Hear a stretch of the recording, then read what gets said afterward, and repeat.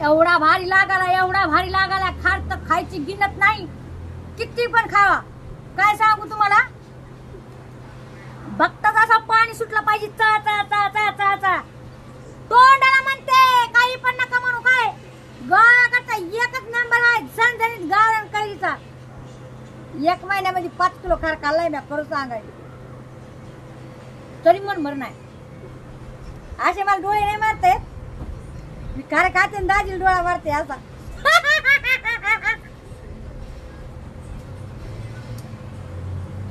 आहा.